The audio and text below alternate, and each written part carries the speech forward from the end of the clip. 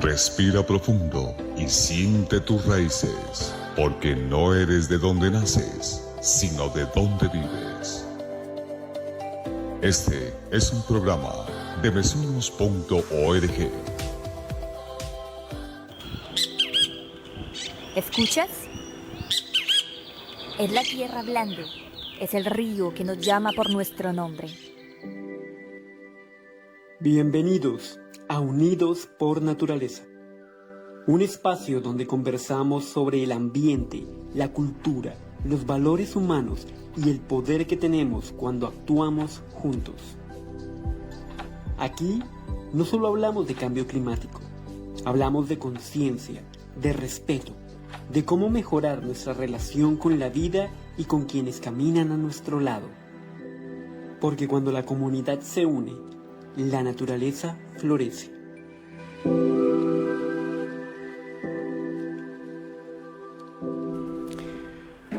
Muy buenas tardes para todos nuestros queridos oyentes.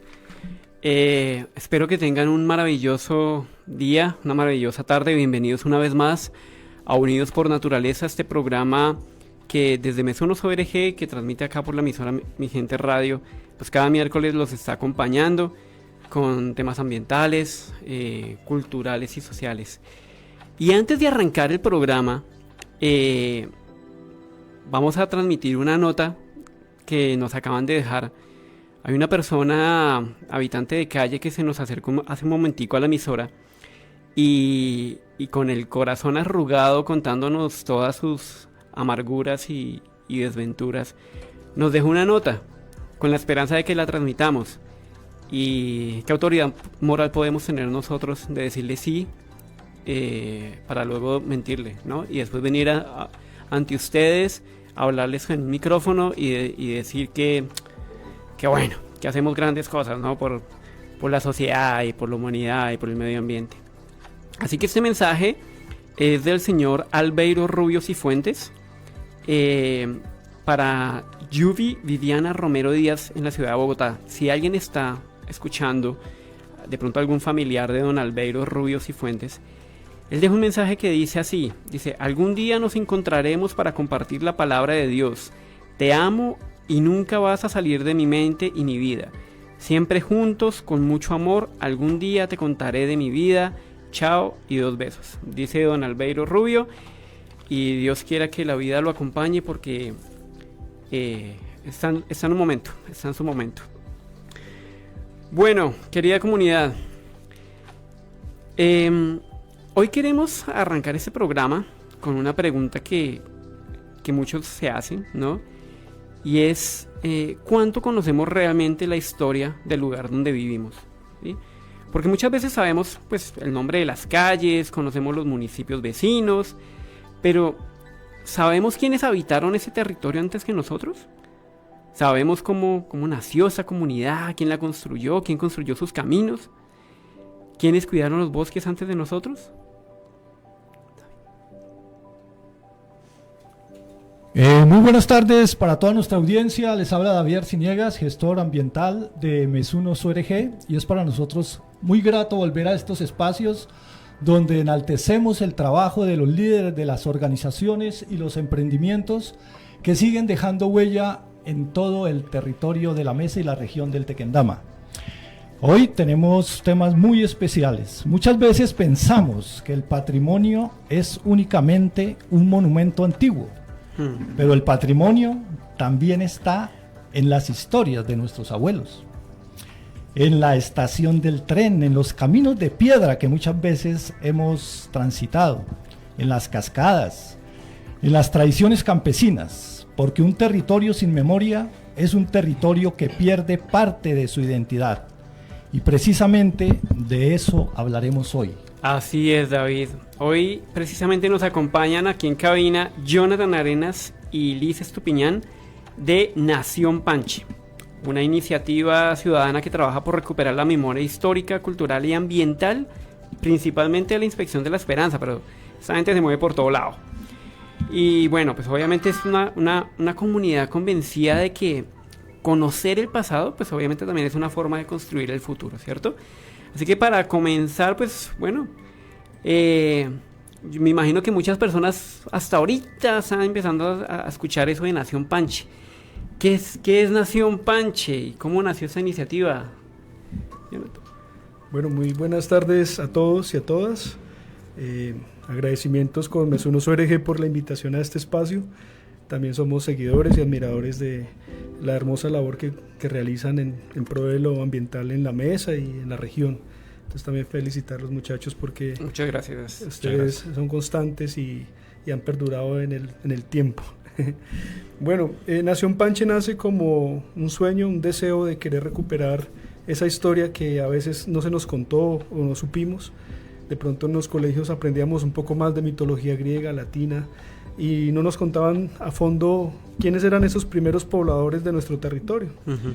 Entonces, en un deseo de ir a nuestras raíces, a nuestros orígenes, comenzamos a indagar en la historia y nos encontramos con esta cultura fascinante que fue la cultura indígena Panche, que tenemos en todo este territorio hasta el río Magdalena. De ahí, por ejemplo, las toponimias de los pueblos, que si nos ponemos a analizar, son referentes a territorios panches, todas esas toponimias que terminan en Aima, como Anolaima, Sasaima, Animaima, Nocaima, Anapoima, veredas como Doima aquí en la mesa, ríos como Lutaima, Calandaima, lagunas como Huacanaima. Entonces, comenzar a ahondar en ello, pues nos produjo una gran motivación a buscar nuestra identidad, nuestras raíces. Y así nace Nación Panche, como un proyecto donde se crea una nación, donde nacen muchos, donde hay cabida de pensamientos, ideologías, cosmovisiones, arte, historia, formas de pensar, relatos, un espacio donde nadie tiene la última palabra frente al tema y todos tenemos algo que decir y algo que aportar. Perfecto, Jonathan. ¿Más o menos hace cuánto te digo? Más o menos Nación Panche, o sea, como figura como tal, lleva unos 5 años. 5 años. Unos 5 años caminando en el territorio, donde han emanado otros proyectos, se han hecho encuentros, por ejemplo, de cultura indígena Panche. Tuvimos un encuentro hace un par de años en Cachipay, donde tuvimos comunidades y líderes culturales de diferentes regiones de estos pueblitos Aima, hablando sobre la cultura Panche en su territorio. Entonces se han dado como unas dinámicas muy bonitas en que encontramos un punto común, algo que nos cohesiona y nos une en torno a nuestra identidad cultural. Interesante, Jonathan, pero una preguntita que me surge, digamos, es ¿quiénes fueron estos panches? ¿Qué características hacían que fueran, digamos, panches? Sí, mire, lo primero que hay que decir, hay muchos historiadores que dicen, no, pero los panches no existieron, y lo dicen con convicción, y en parte tienen razón. De manera nominal, categóricamente, de forma nominal, no existieron, porque seguramente ellos no se autorreconocían con ese nombre de panches, no se autorreferenciaban como panches.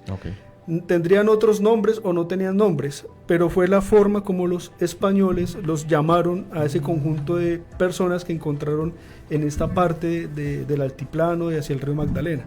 Es como una etiqueta que tenemos ya 500 años y las crónicas de Indias hablan de los panches, pero seguramente no se llamaban así. Entonces nominalmente los panches no existieron así, pero existencialmente como tribu, sí. O sea, como tribu, exacto, como pero de forma existencial tenemos evidencias arqueológicas por montones, en excavaciones, en huesos, en cerámica. Tenemos los relatos de los cronistas de Indias, que básicamente eran 3, Fray Pedro Simón, Juan de Castellanos, y algunas crónicas de Gonzalo Jiménez de Quesada que cuentan de los panches.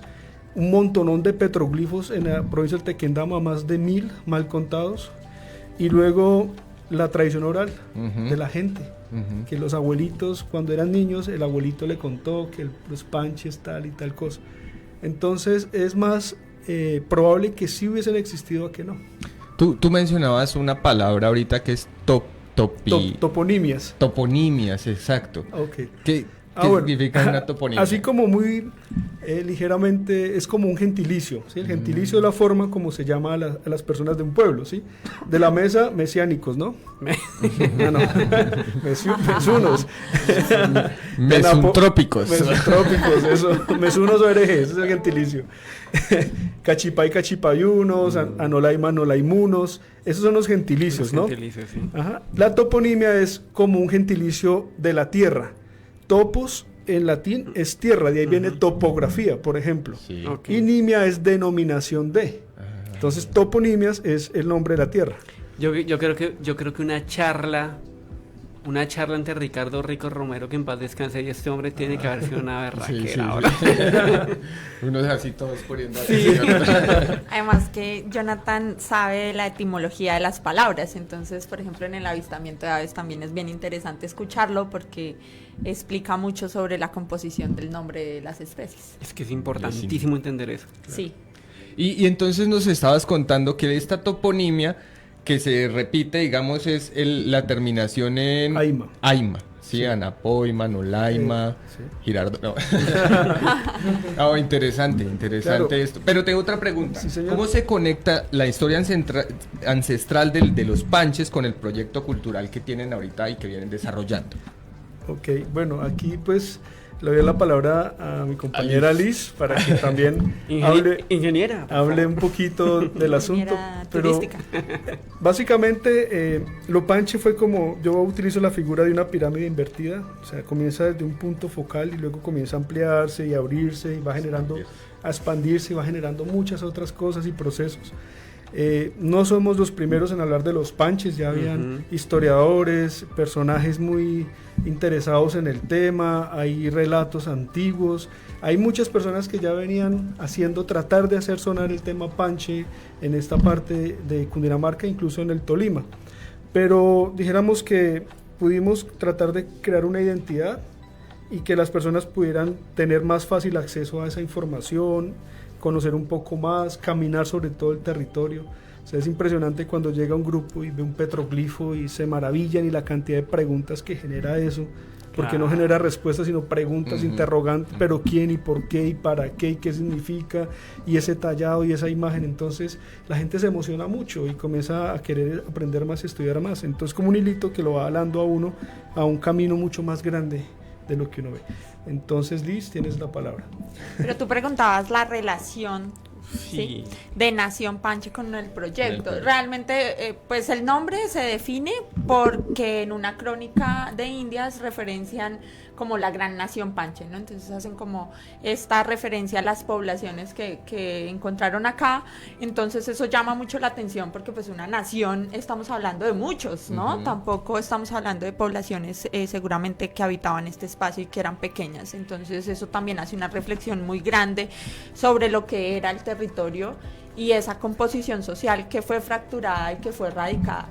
Y entonces es un poco la búsqueda de reconciliarse con eso que había y eso empieza a llamar mucha atención y por eso pues como que decidimos volver a hablar de esa gran nación que éramos. Claro. De ahí el nombre y en un principio casi que Nación Panche también es un hijo de esos que empiezan a quedar después de pandemia y es un proceso cultural que nace con ese principal objetivo de trabajar la recuperación de la memoria indígena y el reconocimiento de las evidencias indígenas que tiene el territorio para que puedan ser conservadas y hoy puedan ser un elemento de interpretación también sobre lo que es el territorio.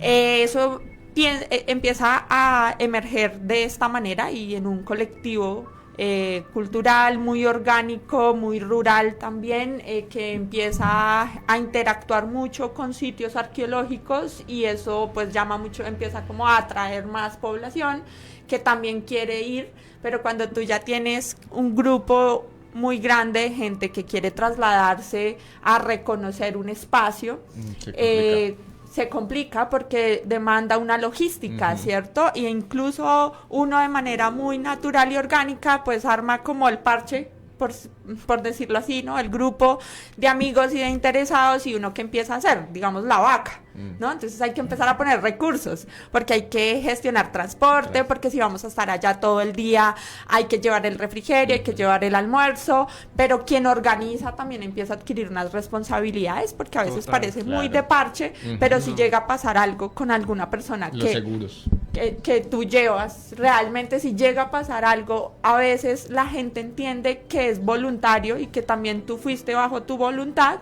pero uno nunca está exento a que alguien diga, pero es que Jonathan me invitó, pero es que Liz fue quien me invitó, pero es que yo estaba en una actividad, en un taller patrimonial de Nación Panche, ¿sí? Y ahí pues nos encontramos como equipo. Yo soy administradora turística y hotelera, entonces empiezo a leer también algunos de estos ejercicios como una actividad turística. O sea, realmente una cosa es la difusión patrimonial y cultural, pero realmente cuando el ejercicio demanda una gestión de recursos y ya tú empiezas a empaquetar y empiezas a monetizar, o no necesariamente monetizar, pero sí a generar el cobro de unos servicios, llámese transporte, alimentación y demás, eso en términos administrativos es turismo, no es otra cosa sino turismo, ¿no? Y que he escuchado también que, digamos, tienen que tener en cuenta también el cuidado del territorio, porque no se pueden llevar, no sé, 200 personas a un territorio porque lo van de pronto a afectar de manera indirecta o directamente. Entonces también eso se tiene que ver en todo el tema del turismo. Exacto, qué grupos van a llevar, cada cuánto eso tiempo. Se llama carga... La capacidad de carga. Capacidad de carga. Claro, entonces mira, empezamos a abordar una serie de documentos, de conceptos organizacionales que deben ya generarle planeación a las actividades que se hacen, y ya por eso Nación Panche también 2 años adelante genera una madurez en la que ya al nombre se le pone un apellido que es Nación Panche Travel. Y se formaliza una agencia de viajes operadora que en Colombia hay 3 modalidades de agencias, la mayorista, la intermediaria y la operadora es la que se encuentra en el epicentro de un atractivo y quien directamente ejecuta y opera el atractivo, y nosotros nos constituimos como una agencia operadora de la provincia del Tequendama. Están operando, ¿dónde queda, digamos, exactamente el epicentro? La Esperanza. La Esperanza. Sí. La inspección de la Esperanza. La inspección de la Esperanza. Para los que no la... Una última acotación ahorita, retomando lo que hablaba Jonathan sobre los panches. Yo alguna vez hice una investigación, bueno, que la llevo ahí en curso porque quiero hacer un cortometraje sobre Juan Díaz. Sí. Y me causó mucha curiosidad algo así como lo que pasa con lo de los panches, que en diferentes territorios se replica también el mismo mito, solamente que cambian diferentes cosas. Entonces, ahorita que mencionas eso me hizo recordar todo el tema de la investigación que estaba haciendo de eso, y que en Juan Díaz se encuentra en otros lados, y uno dice, pero no era solamente de acá. Si uno va a Tibacuy, en Quininí, y te hablan del pie de Juan Díaz. Uno va a Tocaima, te hablan de las minas de Juan Díaz. Sí, bueno, Juan Díaz es otro tema que valdría la pena abordarlo, porque no hay unas fuentes bibliográficas serias sobre la existencia de Juan Díaz. Aparentemente parece ser un personaje más mitológico, que está en la oralidad de los municipios, de la gente. Pero ese es un tema bien curioso, que valdría la pena abordarlo más. Bueno, bastante interesante estos temas. Pero ustedes, ¿cómo conciben el territorio y esos diferentes actores que se relacionan en un territorio como La Esperanza? ¿Sí? ¿Y por qué no nos dicen un poco cómo es este mágico lugar, qué tiene y por qué nosotros podemos ir allí a tener unas experiencias significativas de un turismo regenerativo, un turismo de naturaleza y de patrimonio? Siempre que abordamos el tema del territorio, nosotros devolvemos la pregunta a la gente, y es: ¿para usted qué es el territorio? ¿Sí? Siempre hacemos la pregunta: ¿para tú qué entiendes por territorio? Y ahí es cuando uno se da cuenta que el concepto es muy amplio, y que unos dicen, el territorio empieza en mí, pero va al infinito. Pero cuando uno escucha todos esos pareceres y esas opiniones sobre qué es el territorio, el mayor consenso es que el primer territorio somos nosotros mismos. Nosotros somos el primer territorio, y que hay que cuidar. Entonces, en esa intención y reconocimiento de que nosotros somos el primer territorio, y luego tenemos un territorio... Es el espacio que habitamos. Comenzamos a hablar mucho de la ordenanza del territorio. Por lo menos La Esperanza, nosotros la concebimos como un cuerpo, que tiene una cabeza, que tiene un corazón, unos pulmones, unas manos, unas piernas, y tiene una arteria principal, que es el río Apulo, que es el gran ordenador de todo el territorio. En La Esperanza tenemos el río Apulo, que nace en el Cerro del Manjuy, en Zipacón, baja por el Ocaso, La Esperanza, con la cascada del Salto de las Monjas, que es nuestra cascada pues emblemática. Luego viene San Javier, San Antonio de Anapoima, Apulo y desemboca en el río Bogotá, más o menos 70-80 kilómetros en total. Pero donde nosotros estamos tenemos ese río que está todavía joven, que está naciendo, que tiene aguas cristalinas, aguas todavía limpias, que albergan la vida. Esta mañana hicimos un recorrido por el río, por un nuevo lugar, encontramos cangrejos, vimos serpientes, ranitas, fue una maravilla, ceibas. Entonces es el territorio hablando, ¿no? Hay que escucharlo y hay que hacer silencio para decirnos, bueno, así son las cosas o así no son las cosas. Entonces, en ese orden de ideas, el territorio tiene una ordenanza y tiene un orden, desde la piedra más pequeña a la más grande, todo tiene una razón de ser. Si yo saco esta especie o introduzco otra, ya me va a alterar el territorio. Si yo hago esta intervención en la parte alta del río, abajo las comunidades van a tener consecuencias. Todo se interconecta, todo lo que sea Liz de las aves, lo que hablamos de los petroglifos, lo que hablamos del río, todo está interconectado, o sea, no podemos ver el territorio por separado. Un gran cuerpo. Así es como lo concibo yo y la apuesta que le hacemos es a hacer una gobernanza del territorio, que es diferente a una gobernanza. Que la comunidad también se apropie, ¿no? Exacto, si no hay apropiación social por parte de la comunidad no hacemos nada. Sí, hay muy buenas normas, muy buenas leyes, muy buenos libros, documentos, pero si la base la gente no se empodera, no comienza a leer el territorio de otra manera, a escucharlo, a sentirlo, a vibrar con el tema, no hacemos nada.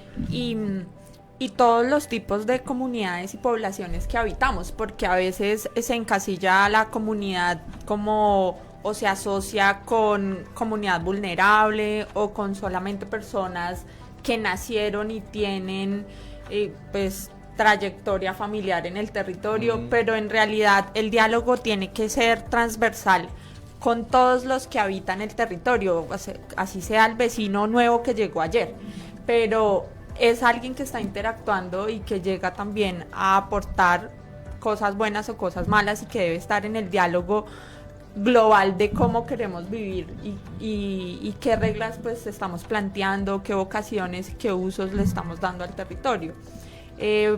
A veces eso es lo más difícil, ¿no? Como conectar a todos, juntar esa conversación y entendernos todos como comunidad, entender al otro, sin bloquear al otro, y vincular o sea, al otro. Sí, es la misma pregunta con los temas de patrimonio. Si bien hay unos tecnicismos que nos categorizan a los patrimonios y que nos pueden decir qué es patrimonio, realmente cuando uno quiere trabajar el patrimonio desde lo cultural o desde lo turístico, que nosotros lo hacemos, también es muy clave poder llegar a ese consenso de quienes vivimos allí, cómo entendemos el patrimonio y qué entendemos por patrimonio. ¿Qué queremos que sea patrimonio realmente para nosotros? Y en ese sentido, ¿qué es lo que queremos cuidar? ¿Sí? ¿Qué nos atraviesa a todos? Una pregunta, ¿por qué creen que de pronto a la gente, no sé, del común normalmente como que no les interesa los temas así como de patrimonio? Siempre que se habla de patrimonio es como que, pero esa casa está vieja, pero eso es... Ranchos viejos. Sí, eso es, sí, como eso... ¿Qué opinan ustedes de eso que es el rancho viejo? Bueno, pues todo parte de un desconocimiento, ¿no? Si usted llega aquí un turista y bueno, ¿y qué hay para hacer? No, eso aquí no hay nada, por aquí no hay nada que hacer, aquí no tenemos, y la historia, no, pues ahí está la iglesia, ahí está el parque, ahí está el camino, ¿sí? O sea, parte como primero un desconocimiento y también de un desinterés. Pero cuando, por ejemplo, uno tiene la oportunidad de hacer una guianza y les cuenta que los caminos que estamos andando tienen una yuxtaposición. ¿Qué es eso de la yuxtaposición? Pues que primero eran caminos indígenas, luego caminos españoles, luego caminos republicanos y ahora caminos modernos para que pasen los carros y las motos. Gente, pero ¿cómo así? Y acá están las estratificaciones arqueológicas. Entonces la gente ya comienza a ver los caminos distintos ya, o ya quedan picados. Es que la demora es que uno comience a preguntarse, o venga, ¿y cuál es la historia de esta casa? ¿Cuál será? Sí. Y comienza a investigar un poquito, y eso ya lo va a arrojar a usted a otra cosa, a otro tema. Y cuando lo pica usted el bicho del patrimonio, usted ya después no se sale de ahí. Usted ya queda con el tema para siempre. Donde vaya usted va a mirar como el avistamiento de aves. Y dice, no, pues yo crecí en la esperanza viendo pájaros, pero Pero en este por caso montones. Y me ahora- parece muy importante la función que están ustedes realizando con este proyecto, porque al generar turismo con este tema de patrimonio, pues están también educando a la gente. Al educar a la gente, pues la gente se interesa también más por el patrimonio y eso ayuda a que entre todos nos juntemos como comunidad y cuidemos el Y eso es curioso territorio. porque es en doble vía. Uno educa al turista, uno lo educa con la historia y con el tema de la cultura, el patrimonio, pero uno también es educado, uno también aprende, uno como guía, también cuando escucha a alguien que interviene, un historiador o alguien que está, uno también se va formando y se va puliendo, ¿sí? Y en ese camino hemos aprendido muchas cosas y nos hemos topado con gente increíble que nos ha nutrido, que nos ha corregido, que nos ha hecho caer en cuenta que estamos equivocados y tener la humildad para aceptarlo. Claro. Muchas veces cuando preguntan, la verdad no sé, pero te voy a investigar y te voy a responder después. Tener esa humildad, no la sabemos No hay todas. que saberlo todo. Y tener mucho cuidado con no replicar mentiras, porque también se ve. Aceptamos una mentira como verdad y la comenzamos a replicar y todo el mundo la va diciendo y cuando nos demos cuenta decimos, no, pues es que esta es la verdad. Se construye una narrativa, ¿no? Exacto, se construye una narrativa a partir de detalles que no tienen sustento histórico. Bueno, ustedes dicen que hacen parte del territorio, ¿cierto? En sus primeros años de vida, ¿vivían ahí en el territorio? ¿Por qué no nos cuenta de pronto? No, ella ¿Sí? viene de... No, es importante porque Tierras bravas. por eso, detrás de cada organización están las personas, Sí, ¿cierto? exacto. Y hacemos parte precisamente Sí. de esa dinámica del territorio Sí, exacto. y de ese patrimonio inmaterial y vamos construyendo Sí, esa sí. cultura. Claro. Pero ¿por qué no nos remonta un poco a esa infancia y cómo fuiste enamorándote de todos estos temas históricos de patrimonio y de la naturaleza? Qué chévere. En patrimonio también hablamos del patrimonio familiar. Uy, esa casa es patrimonio, ese es mi patrimonio familiar y uno trata de cuidarlo, o esta tierrita la que me dejó mi mamita, entonces voy a conservarla porque tiene un apego sentimental, El valor afectivo, sentimental el que valor llamamos, ¿no? que vale más. Ujú. Y eso es un patrimonio vivo, es un patrimonio familiar vivo, ¿sí? Que todos tenemos y queremos. La receta, cómo mi mamita hacía la sopita, cómo mi abuelita hacía las arepitas, cómo es que era el tema. Esos son nuestros patrimonios familiares, que es el primer patrimonio que hay que rescatar y cuidar. Entonces la invitación es a eso, no dejar perder ese tipo de recetas. Y bueno. Ya en cuanto a la vida mía, pues yo soy esperanzuno, pura sangre, como dicen por ahí. Vengo de un bisabuelo que llegó, no sabemos exactamente por dónde, seguramente de Santander por el apellido Arenas, pero llega a La Esperanza, de ahí nace mi abuelo, mi papá y pues vengo yo, familia campesina, muy humilde, especialmente de la vereda de La Pesquera, que es una de las veredas de la Inspección de La Esperanza. Crecí escuchando relatos del tren porque no lo pude ver de primera mano, crecí en el río Puno jugando en el río, saltando piedras, haciendo parkour como le llaman hoy en día, hidrosenderismo, bañándonos en los pozos, pescando porque en ese entonces había pescaditos, cogiendo cangrejitos, bueno, tantas vivencias bonitas de campo, ¿no? Y pues siempre crecí muy ligado al tema turístico porque mis papás trabajaban en lo que antiguamente era Prosocial. El Hotel Paraíso Terrenal hoy en día antiguamente era Prosocial.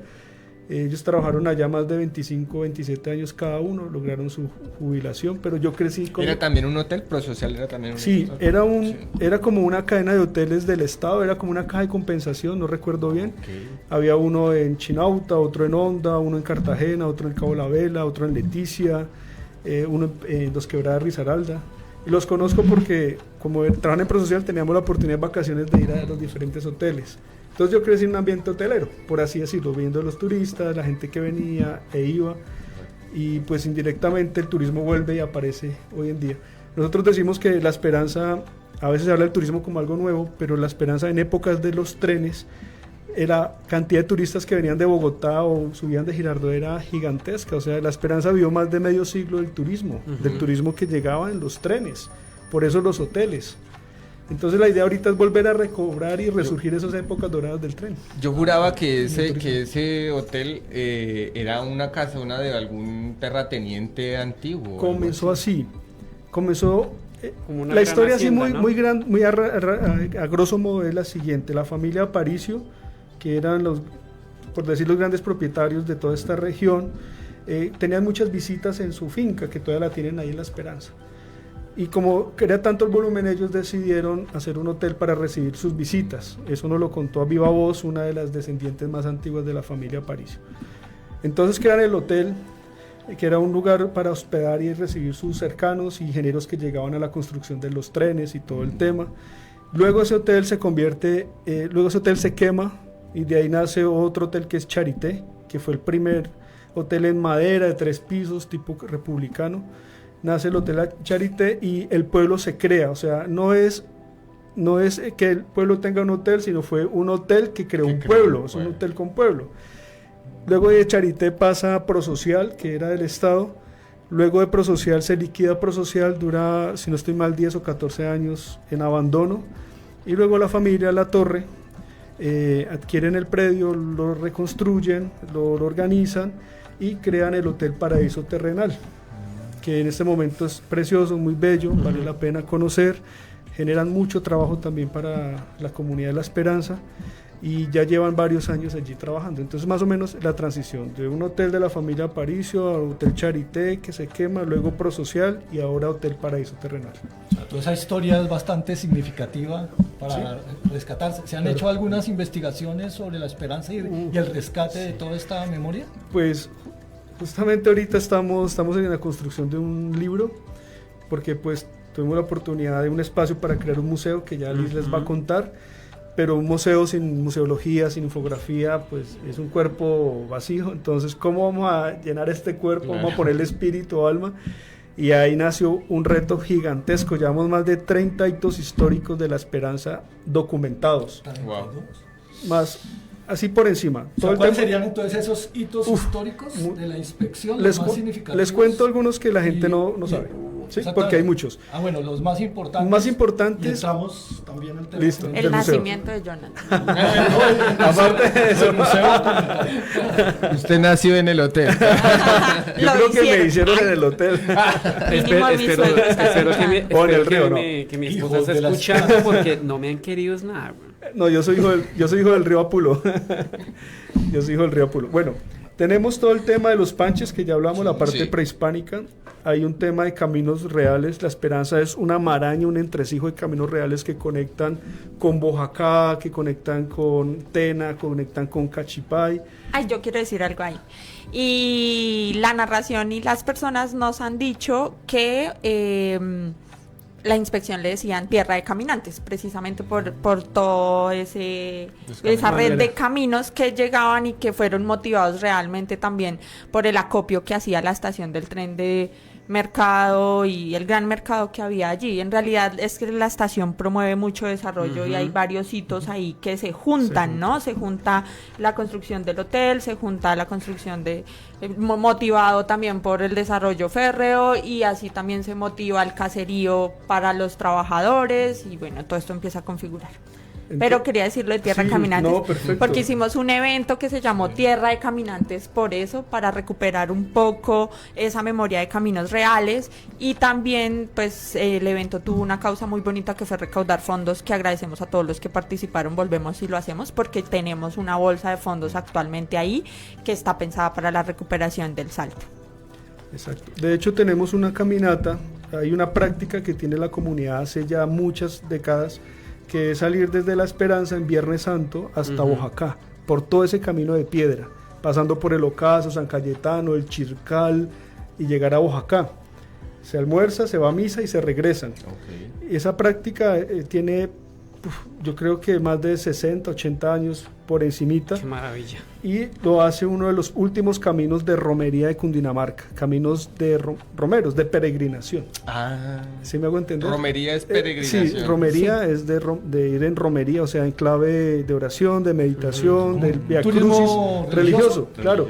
Nosotros los Viernes Santos tratamos de siempre promover y mantener esa tradición, y la hacemos, y no solo es desde La Esperanza, sale gente de Anolaima, sale gente de Tena, de la Gran Vía, de muchas regiones, y se reúnen todas en Boyacá y luego se regresan. Pero ojo, hay que mantener esa tradición, además, porque eso le sigue dando vida a ese empedrado tan lindo que se tiene en ese trayecto, y que se ha ido trasladando por el uso de la moto y del carro, ¿no? Entonces ya pues nos está dando un poquito de pereza.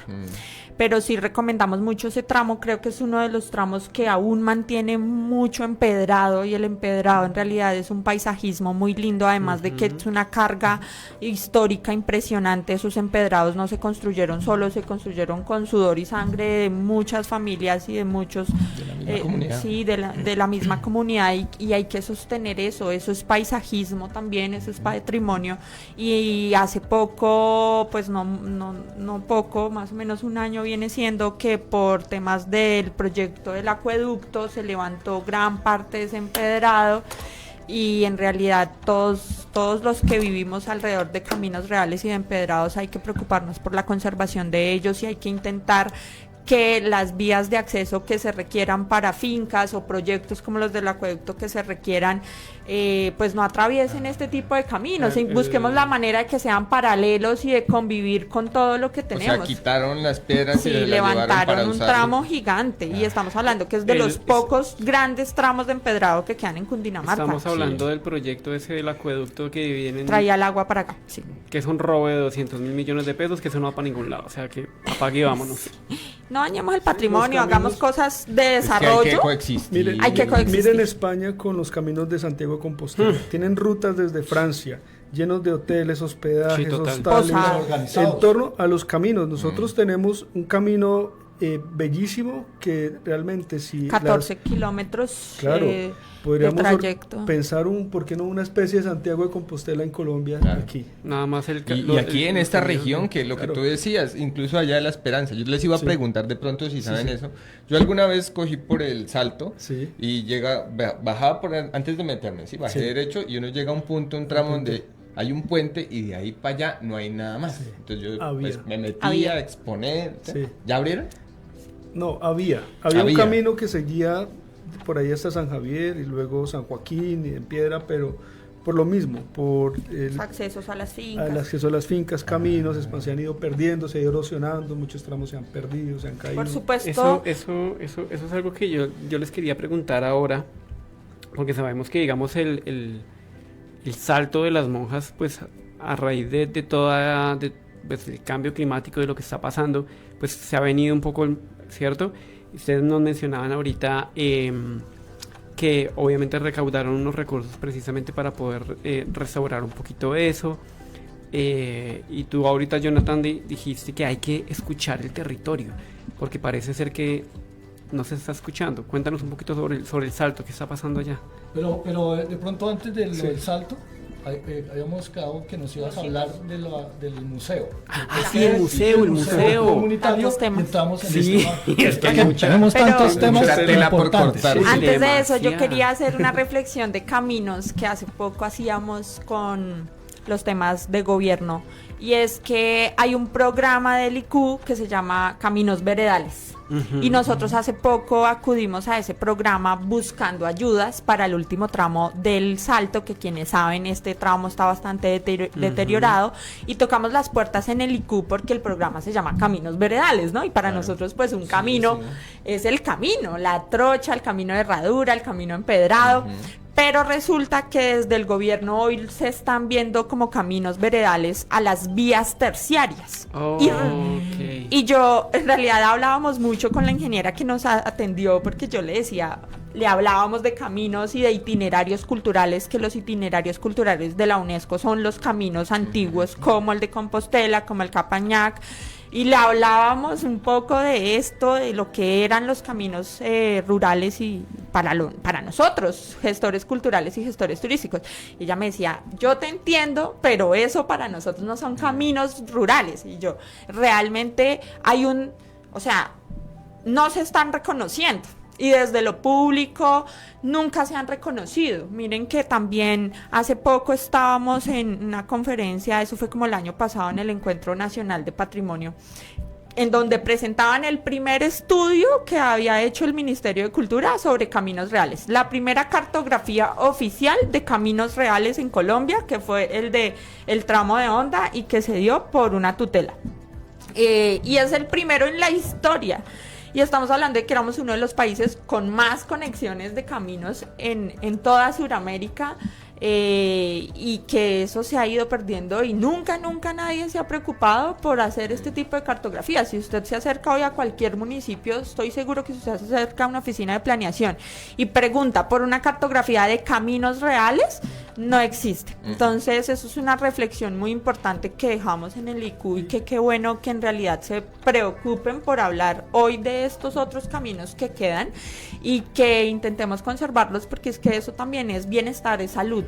El que nos desdibujemos un poco de que solo puedo llegar a mi casa por carro y moto también es salud. Hay que caminar y hay que aprovechar la naturaleza que tenemos y la riqueza de que vivimos en la ruralidad y podemos salir y caminar nuestra ruralidad. Quería hacer esa reflexión. Y a nuestros personas que nos están escuchando en este momento, en las veredas, en el campo, si ven o saben de algún camino de piedra que ustedes sepan que es antiguo, que está en riesgo de destrucción, de desaparecer, los invitamos a que se comuniquen también con nosotros, Nación Panche, en todas las redes sociales. También somos vigías del patrimonio. Existen unos mecanismos legislativos en favor del patrimonio que pueden ayudar a la salvaguardia y la conservación de estos lugares. Lo más urgente en el patrimonio que yo veo es los caminos reales. Hay una destrucción inminente, permanente e irreversible, y esos caminos guardan historia, guardan memoria y son muy muy importantes. Entonces, invitados, si alguien ve que hay un camino en riesgo, que se comunique con nosotros, Nación Panche, por nuestras redes sociales, y veamos cómo podemos orientarlos y asesorarlos para ayudar a cuidar esos espacios. Y coexistir, porque si una comunidad quiere abrir una vía terciaria o una trocha que llamamos para mejorar el acceso a sus fincas, nosotros tampoco como gestores culturales nos queremos ir en contra de eso, ¿no? No es ir en contra del desarrollo ni pelear, es dialogar para que se puedan coexistir las dos cosas y se reconozca el valor de las dos cosas. Tena tiene 2 caminos reales de la expedición botánica, que por hoy ejemplo, día está muy afectado también. Está muy afectado, que ha habido derrumbes, que está también en riesgo. Entonces hay que ponerle el ojo a la lupa y tratar de ayudar a conservar estos antiguos caminos. Bueno, y entre los hitos, sí, lo del Ahora museo. sí con los hitos. Vámonos con el museo comunitario. Sí, cuéntanos sobre el museo. Sí, pues el museo es una iniciativa que surge precisamente haciendo toda esta investigación que Jonathan estaba referenciando y encontrando que hay un sinnúmero de hechos históricos y narrativas y patrimonio vivo, porque aún tenemos muchos abuelos que tú decías, Daniel, ¿cierto? Sergio decía que a la gente no le interesaba hablar de patrimonio, por ejemplo, pero nosotros nos hemos dado cuenta que cuando nosotros los gestores culturales, así como ustedes colegas, que abren este tipo de escenarios para hablar del tema y tú vuelves protagonista a la gente se da cuenta que ellos también saben un montón de patrimonio, que son patrimonio vivo. Y cuando uno les da los escenarios para hablar, en realidad tienen mucho que contar y en realidad se dan cuenta que sí les importa y les importa demasiado, porque de hecho son los protagonistas de la historia. Claro. Y nosotros, reconociendo todo este abanico de cosas que pasan allí y el valor del territorio y de los hechos históricos que han atravesado la Esperanza, pues vimos la necesidad de un espacio que pueda reunir todo esto y que sea precisamente ese espacio de memoria, que mantenga esa memoria allí viva y que pueda ser un espacio para que también ese conocimiento se pueda transmitir a más chicos, a jóvenes y a todas las comunidades que lleguen también a habitar el espacio, a visitarlo también, y que desde ahí reconozcan el valor del lugar que habitan y que visitan. Entonces, por eso surge cómo materializar eso. Entonces pensamos en un museo en el que podamos graficar esto. ¿Y en dónde? Pues uno empieza a mapear en dónde, ¿no? Y pues realmente, qué mejor espacio y más idóneo que la antigua estación ferroviaria de la Inspección de la Esperanza. ¿Por qué? Porque pues cuando se liquidan los trenes y queda todo el circuito de línea férrea y de inmuebles y de inmuebles férreos, que se les hace una declaratoria patrimonial, pues realmente allí se define que la vocación de estos espacios debe ser cultural. Y pues como que cabe allí el proyecto de un museo, y es por eso que empezamos a dialogarlo con la Junta de Acción Comunal, con las poblaciones cercanas, con los colegas de turismo, con la alcaldía, un diálogo de más o menos 2 años. Nosotros realmente muy contentos porque se han abierto diálogos entre la administración y la Junta y la comunidad turística para hablar de todas las necesidades que allí tenemos. Han sido varias las reuniones que se han tenido en el Salón Comunal abordando todos estos temas, y en los que nosotros pudimos poner sobre la mesa la propuesta de querer asumir la responsabilidad de tener un espacio en la estación para empezar a adecuarlo para un museo y un punto de información turístico, y también está configurándose un poco en una biblioteca pública, porque también con apoyo y orientación del profesor Héctor López hemos recibido de parte de él también muchas investigaciones y libros, y queremos que en realidad la estación vuelva a ser ese espacio de encuentro y tan representativo, porque pues hay muchos pensionados y muchas personas que trabajaron y formaron sus proyectos de vida en este lugar, y queremos que hoy vuelva a pasar eso desde estas actividades, pues desde estas actividades culturales y turísticas, ¿no? Y hay un tema muy bonito que hemos percibido, y es la emocionalidad de la gente. Hay una de abrir las puertas. Hay una conexión de la emoción con el patrimonio, que abrimos las puertas de la estación y llega un abuelito, aquí había una panadería, aquí era la taquilla, aquí nos parábamos con mi papá, y comienzan esas historias lindas, así yo llegaba en tren, aquí tal cosa. Entonces hay una emocionalidad que se impregna en el espacio, en el lugar, o llegan gentes de otras veredas y dicen, venga, yo allá en el hospicio tenemos una estación, ¿cómo hacemos para hacer lo mismo? ¿Sí? O en el ocaso, con una estación tan bella, ¿cómo pedimos el comodato? Claro, entonces se va pegando una onda también de querer hacer las cosas, de que sí se puede, y que juntos podemos hacerlas. Y la riqueza de tener esas narrativas vivas, Sí, de alguien claro. que diga, yo trabajé aquí, esto es así, así, así, así. Eso es impresionante, porque a veces uno cuando lo estudia y lo investiga cree que eso es un cuento, pues... No, pero eso también es importante Pasadísimo. tenerlo, digamos, grabado, incluso para después, años posteriores, y tenerlo en el mismo museo. Claro, estamos haciendo todos los justamente audiovisuales estamos que quieran ayudar. Estamos grabando adultos mayores, antiguos cool. ferroviarios. Una sonoteca. Sí, no, imagínate los- tú no, tus hijos por allá en un futuro llegan y se ponen los audífonos y Sí. salen. Es que aquí queda tan, y no sé, Claro. unas imágenes. Sí. Es como lo que nos pasó con el señor Enrique Alarcón, que hicimos un encuentro de patrimonio férreo, que fue un espacio que se hizo, ya no sé, hace un año, hace 2 años, en el que hicimos un espacio en el Salón Comunal de la Esperanza, y se trajeron investigadores sobre el tren, y también invitamos a personas de ahí que habían trabajado en el tren, para que todos escucháramos y habláramos de la importancia férrea en la Esperanza. Y ahí pasó que tuvimos a don Enrique Alarcón, Sí, 100 años. que precisamente estaba cumpliendo como 97 años el día del evento. Llevaba 50 años pensionado del tren, nos contó unas anécdotas impresionantes, nosotros lo logramos grabar, y pues meses después él falleció, pero tenemos esas memorias, Bien. le hemos comentado a los hijos y a los nietos de ellos sobre esa memoria que tuvimos de él en el evento, contando cómo conoció a su esposa, por ejemplo, en el tren, y todo lo que se desencadena de ahí. Entonces son historias muy lindas que han ido configurando las familias del lugar, las historias del lugar, y eso es lo que nos motiva a estar hoy allí.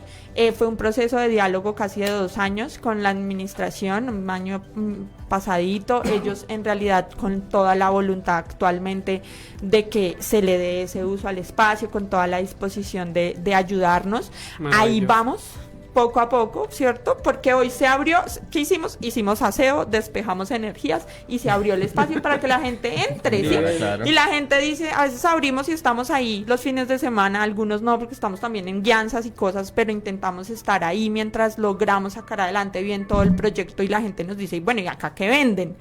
Y entonces les decimos eso, ¿no? Vendemos historias, vendemos memoria, y siga, y conózcalo, y la gente dice, ¿y puedo entrar? Claro que usted puede entrar, Claro. es que esto es público y es suyo, suyo y es del Estado, y todo lo que es del Estado pues nos debe importar a todos Claro. para que no pase eso, Totalmente de y acuerdo. es que haya un deterioro de un inmueble tan grande, tan importante en un epicentro y ahí cayéndose, ¿cierto? No, puede tener una vida, una vocación, puede ser un espacio de encuentro, de aprendizaje, de talleres, ¿por qué no? Es que Bueno, el espacio se familia. presta para muchas cosas. Acá nos podríamos quedar toda una semana hablando, pero ustedes saben que el tiempo de radio es súper limitado, incluso ya nos pasamos. Pero sí me gustaría, digamos, para terminar el programa del día de hoy, ¿ustedes cómo ven, digamos, el futuro de la Inspección de la Esperanza? ¿Cómo lo sienten? ¿O cómo se lo imaginan? Yo pues nací en la esperanza, crecí en la esperanza y pues con suerte moriré en la esperanza, ese es mi sueño.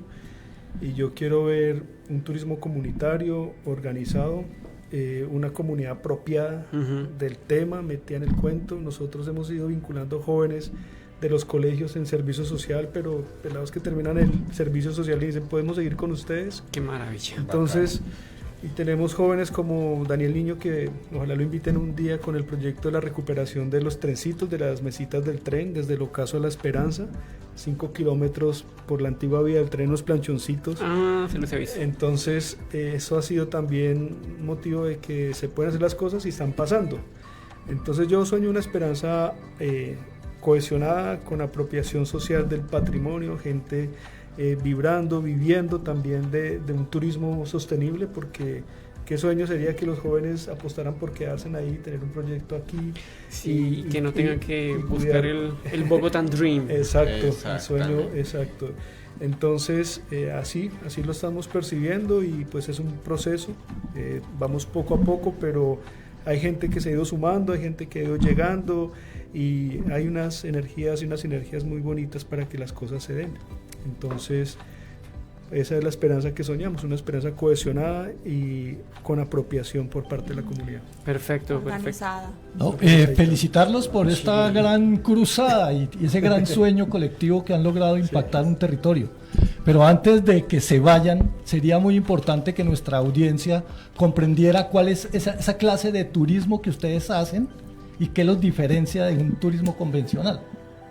Sí, eso hace parte un poco de lo que soñamos y es un destino natural. Nosotros entendemos mucho la riqueza natural que rodea La Esperanza y queremos que el desarrollo económico se organice en torno a eso, siempre en torno a respetar el ecosistema que tenemos y en torno al orden y a lo que queremos y al uso que le queremos dar al Salto de las Monjas, que es el hito natural de allí, es el patrimonio natural más importante y que hoy nosotros queremos proponerle a la comunidad y a los operadores que ya estamos mucho más sensibilizados en eso, es que este espacio sea única y exclusivamente de contemplación, que para poderlo respetar y cuidar como se debe ser de contemplación.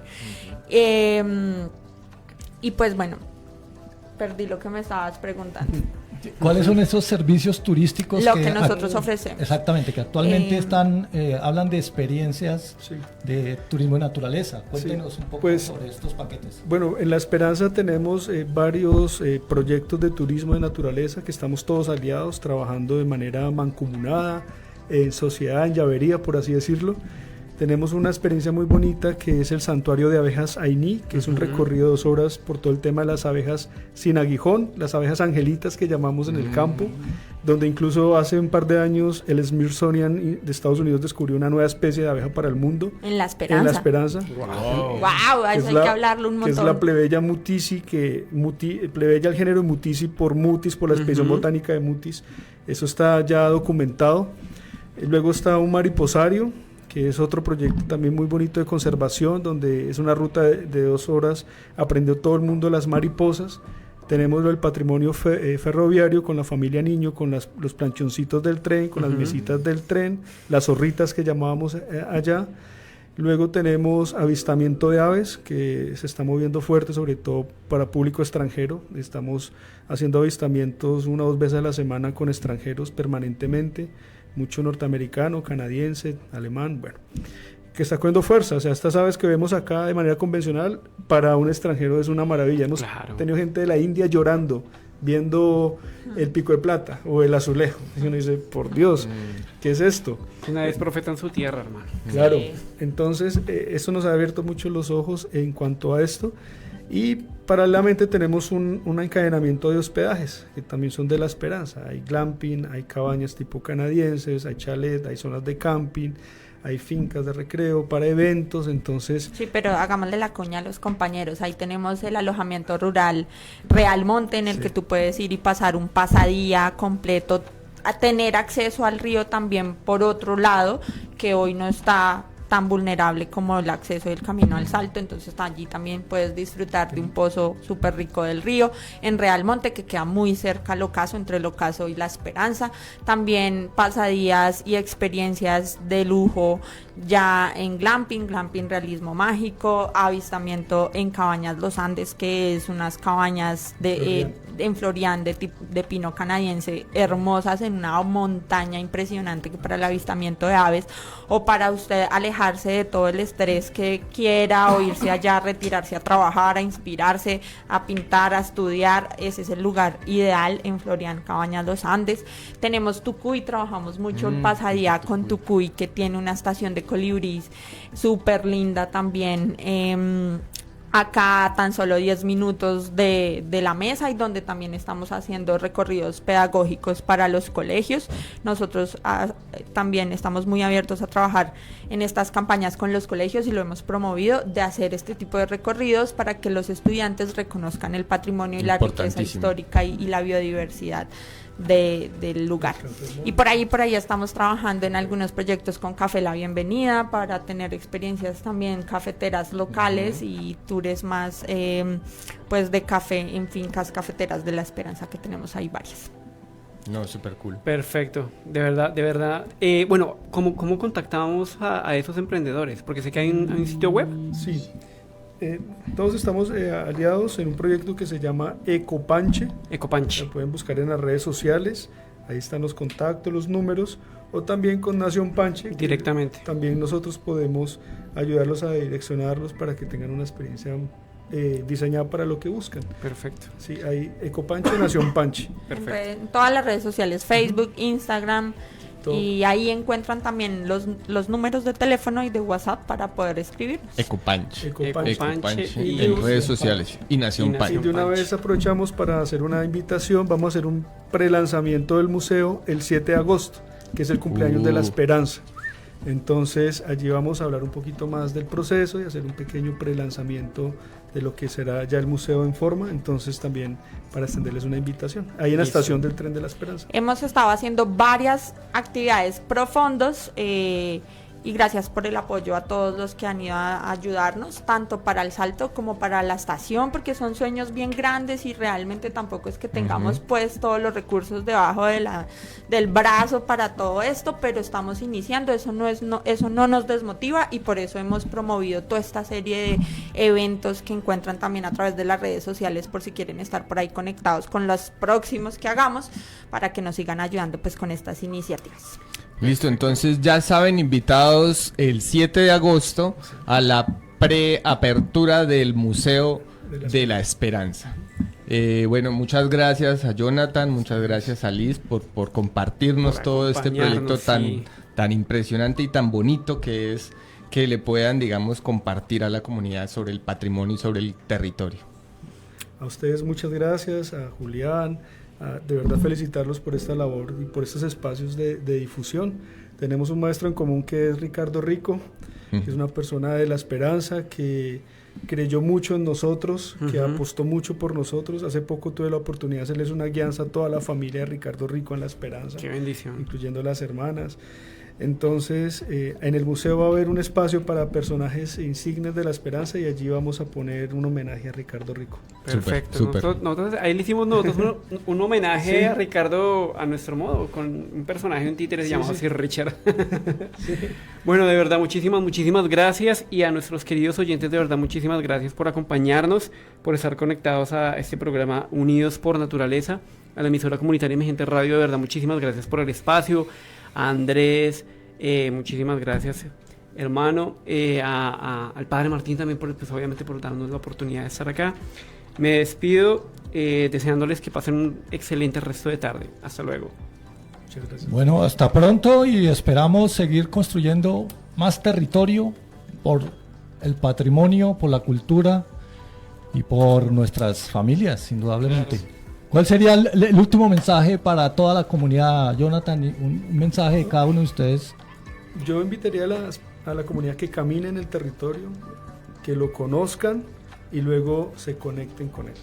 Que sepan que están en un lugar que realmente vale la pena apostar y creer en él. Genial. A cuidarlo, no olviden cuidarlo. Gracias. Bueno, muchas gracias y los esperamos todos los miércoles 5 a 6 en Unidos por Naturaleza. Chao.